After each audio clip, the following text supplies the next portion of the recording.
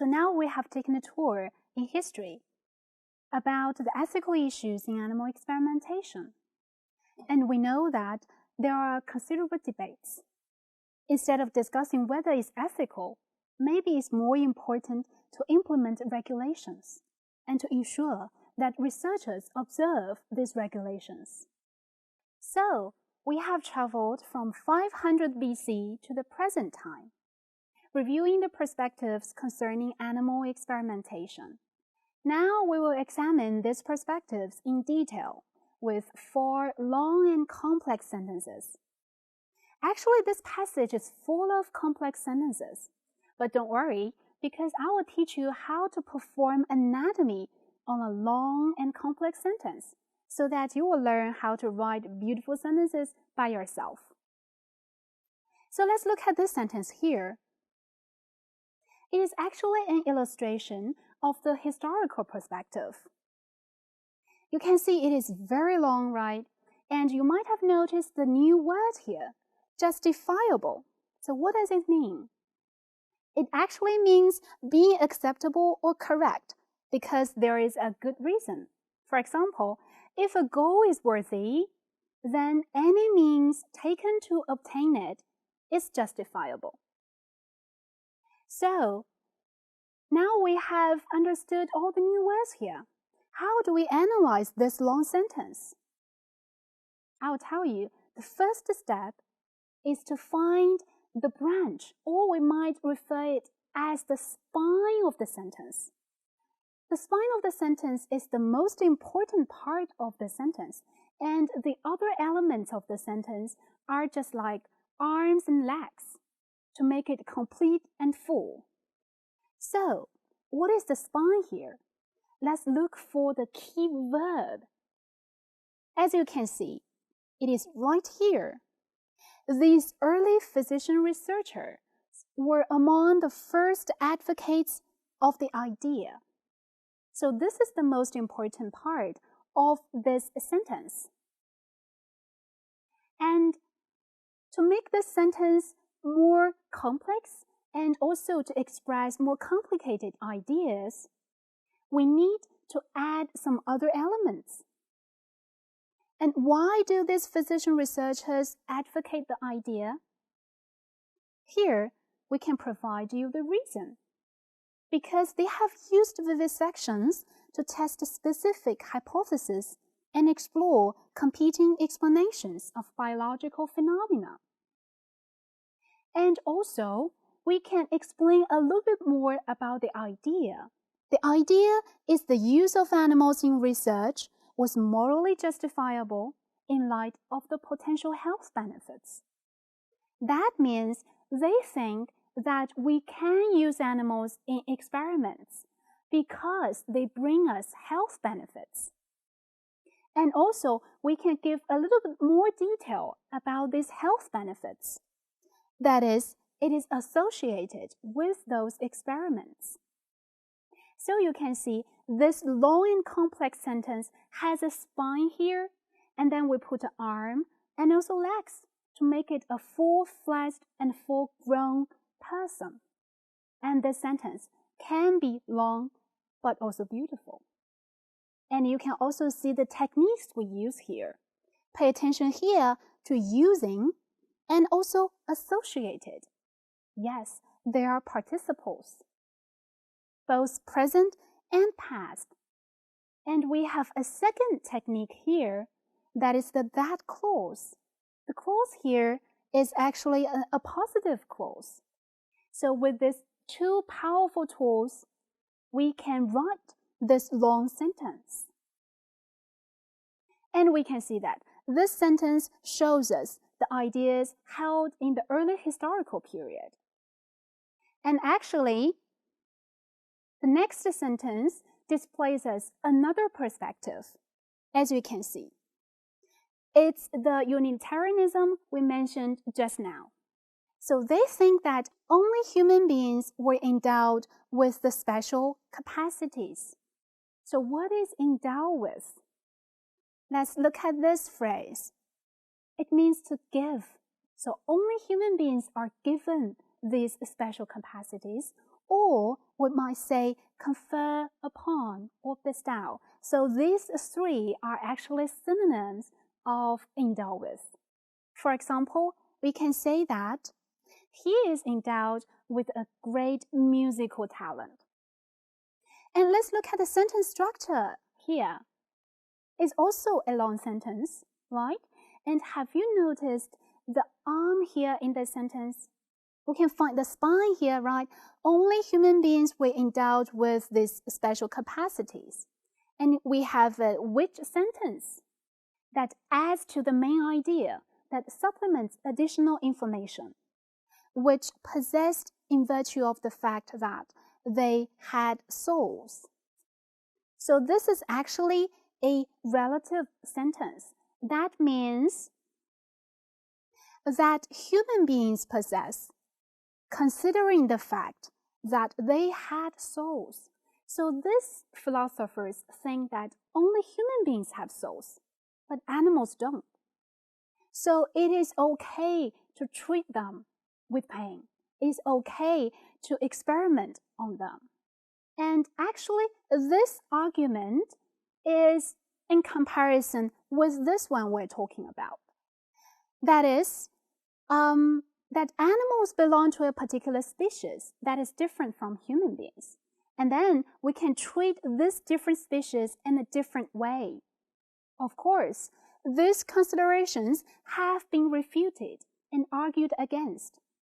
And their argument is dismissing the animal experiences, that is, pain or pleasure experienced by animals, as morally irrelevant, without providing a principle of reason for such differential treatment. That means you just treat animals as different from human beings without providing any justifiable reasons to explain for this differential treatment. We just treat them differently because they belong to animals instead of human beings. This kind of treatment amounts to a form of speciesism. So amount to here means to add up to, equals to. For example, his investments amount to $5 million. So he has investment with the amount of $5 million. And let's come back to the original sentence.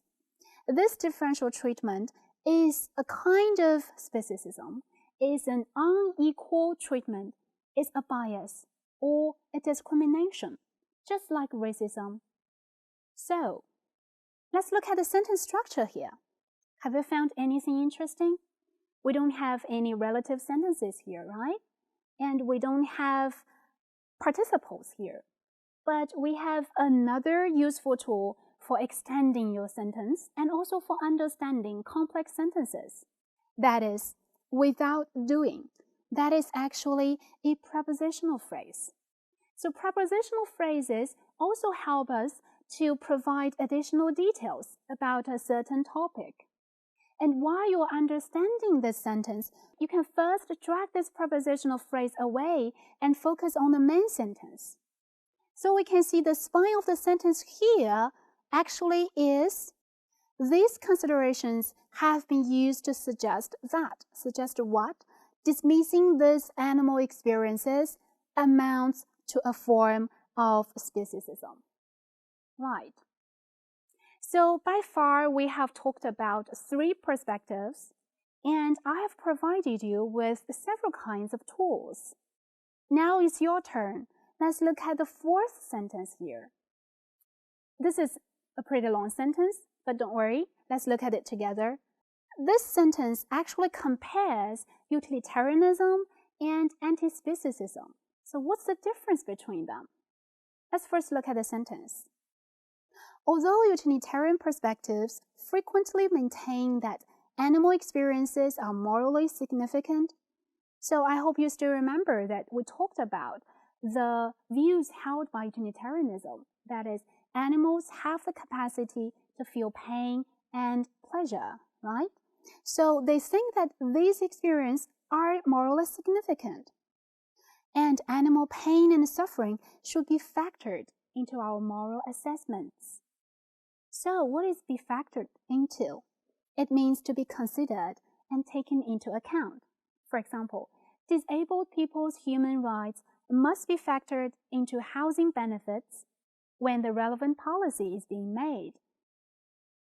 That means we have to consider the disabled people's human rights when we are making policies about housing benefits.